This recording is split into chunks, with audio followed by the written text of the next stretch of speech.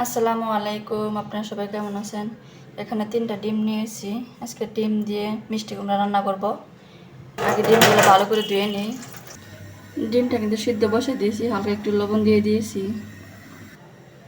আর এখানে পাট শাক নিয়েছি, এক চুলা যেহেতু খালি আছে, আগে শাকটা ধুয়ে নিই ভালো করে। শাকটা কিন্তু ধোয়া হয়ে গেছে, সিদ্ধর জন্য এখানে দিয়েছি মরিচ, পেঁয়াজ আর লবণ। এখন সিদ্ধ করে নিব। ডিম দা রান্না করার জন্য মিষ্টি কুমড়াটা কাটা নিব। মিষ্টি কুমড়াটা কিন্তু কাটা হয়ে গেছে, আর একটু রেখে দিচ্ছি, অন্য সময় ভাজি করে নিব। শাকটা কিন্তু সিদ্ধ হয়ে গেছে, এখন নামিয়ে নিব। শাকটা কিন্তু নামাই নিয়েছি, এখন বাগার দিয়ে দিব। এখানে দিয়ে দিচ্ছি তেল, রসুন কুচি আর পেঁয়াজ কুচি, লাল করে ভাজা নিব। লাল হয়ে গেছে, দিয়ে দিব শাক।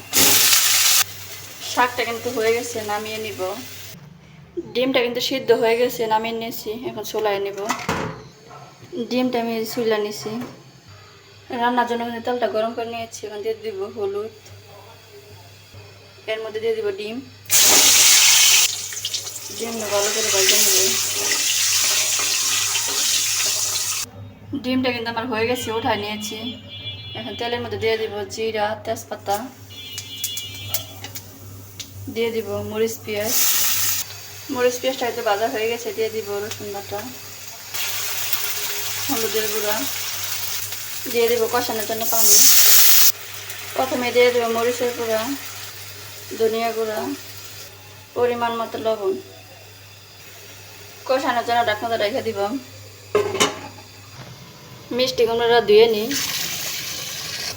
মিষ্টি কুমড়া কিন্তু ধুয়ে নিয়েছি, আর এদিকে মশলাটা কষানো হয়ে গেছে, দিয়ে দিব। ঢাকনাটা ঢাকা দিব। কষানো কিন্তু হয়ে গেছে, এখন দিয়ে দিব পানি। অল্প করে জলটা দিয়ে দিলাম, কারণ মিষ্টি কুমড়া সিদ্ধ হতে বেশি টাইম লাগে না।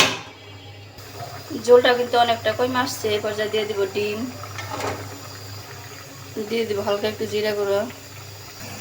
আর এখানে ঢেঁড়স ভর্তার জন্য ঢেঁড়সটা কিন্তু সিদ্ধ করে নিতেছি।